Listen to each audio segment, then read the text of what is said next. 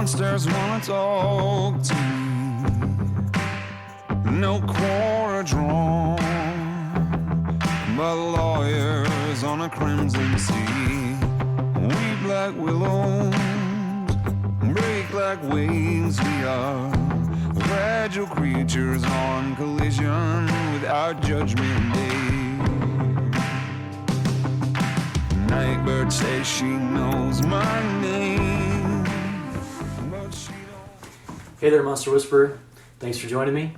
I hope you've been finding kindness for yourself and sharing kindness to others over these last 2 weeks. Speaking of finding kindness, today we're going to talk about finding ourselves in the wilderness. I'm calling this the wilderness within, and I think there'll be more parts to this important topic. For this first one, though, we'll be talking about finding the trailhead, that place where the wilderness journey begins. We'll learn about the 3 acknowledgments that are accessed at the trailhead. Number 1, acknowledge you have been wounded. Number 2, acknowledge this is also true for everyone else. And number 3, acknowledge the role you can play in easing the wounds of others. I'm starting at the beginning. This is my Monster Whisperer origin story. I didn't know it at the time, but looking back on 20 years, I'm sure this is where my journey began. And where better for a wilderness journey to begin than in Montana? My parents divorced when I was 4. My dad remarried and moved out to Montana when I was 6. I spent a lot of my summers for the next 12 years in Montana. I fell in love with it. So after I was accepted to Montana State University, I knew I was going. No question, no turning back. I think there's even a bumper sticker now that says, "The mountains are calling and I must answer." So I did. Through the course of my time at MSU, I had some great outdoor experiences. Snowboarding, hiking, camping, fishing. That outdoors time was formative for sure, but what was happening internally proved to be more significant. From the second semester of my freshman year on, I began a renewed spiritual journey. It started with Christianity and a relationship with Jesus. I've tested boundaries of spirituality through the years, but for some reason I still attribute my time and growth with Jesus to be the most significant. Just sharing my story. During this time, I started a pretty intensive habit of reading and absorbing as much as I could about God and spiritual growth. It wasn't just reading, it was studying. I was passionately pursuing this journey with hunger and curiosity. I was fascinated by this other unfamiliar world of spirituality, this unseen place that could be explored internally. I discovered a wilderness within that I was not previously aware of. It was raw and rugged, yet beautiful. It was more mystery than familiarity. I was afraid of parts of it, but thrilled by all of it, not knowing exactly what lay ahead of me, but ready for the journey. I loved it, and I still love it to this day. Within these first couple of years, a book was recommended to me by a friend who was further along on his journey. The book was called Wild at Heart by John Eldredge, and it unlocked a door to the hidden world of my monsters. Eldredge didn't put it that way, and it would be years before I would fully understand it, but it allowed me to recognize that man needed wilderness. I had a wound within me that needed to be explored, and I had to be willing to enter the wilderness in order to explore it. This was the first time I'd heard this acknowledgement of woundedness. It immediately resonated within me. I couldn't even tell you why, but I knew there was truth there that needed my attention. And it wasn't just true for me, it was true for all of us. At some point in our childhoods, we each had some experiences that wounded us. They were traumatic for us. Eldredge says for men, in most cases, it's the father who wounds the son, either actively or passively. And being a dad myself, here's a difficult truth. This act can be intentional or unintentional. From the father's perspective, he may not ever understand the impact of a wound on his child, but the wound is inevitable. So maybe there's some consolation in that. The wound is caused by some traumatic event.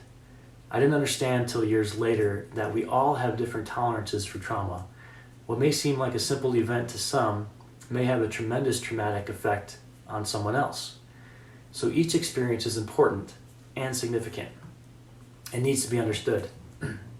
To be clear, this in no way is saying whatever caused the wound is okay. There are really terrible things that happen to innocent people. It's not okay. But finding healing is a beautiful thing. Unfortunately, there may be pain on the path to beauty. The path to beauty, to understanding ourselves through exploring our monsters. These monsters born out of our woundedness starts at a trailhead. The trailhead is where we learn the 3 acknowledgments. Accepting the 3 acknowledgments begins our journey into the wilderness. Here they are. Number 1, acknowledge you have been wounded. And a place to begin exploring is through memories of your parents. When you go there, please remember to give yourself grace. Know that you're loved and valued. I hope most of us had relatively good upbringings, but I understand not all of us did. Here's the thing, in either case, being wounded is inevitable. We cannot avoid it, so the best we can do is to acknowledge it exists. Number 2, acknowledge that this is also true for everyone else. We all have been wounded, so let that at least inform how you interact with others. Allow it to build empathy in you toward others, knowing we all have this shared experience. And number 3, acknowledge the role you can play in easing the wounds of others. Sometimes we're the ones who inflict wounds on others, either intentionally or unintentionally. Knowing Eldredge says most sons' wounds come from their fathers has been a very sobering thought for me. I believe it's made me a better father because I'm more likely to look for the times I've screwed up in parenting and sincerely ask my kids for forgiveness. Believe me, they know I am not perfect, but I am continually working on my vulnerability with them. And the funny thing is, I actually think that my vulnerability, rather than my strength, is what helps them feel protected and loved. I hope this post has broadened your perspective of the effects of your influence on those around you. And I hope this new knowledge at least gives you space to consider your relationships. Do you need to apologize to someone? Do you need to clarify an action or statement? Do you need to remind someone of their worth despite your previous actions? Make the effort, take the time to send that text, make that call. Do your part to help ease the wounds of others. It will take unconditional love, and maybe it'll be the nudge they need to start their own monster whispering journey. So this is the trailhead, being aware of the wound. And these are the 3 acknowledgments that are accessed at the trailhead. Take your time with these acknowledgments. Sit with them and consider how they fit into your life, into your story. Give yourself grace as you recognize you and everyone else is living with an inevitable wound. And ask yourself, how can I help ease the wounds of others?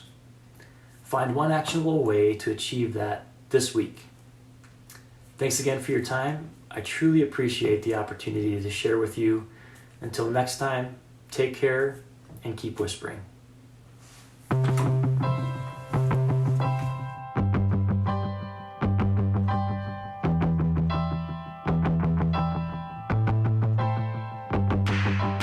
Monsters wanna talk to me.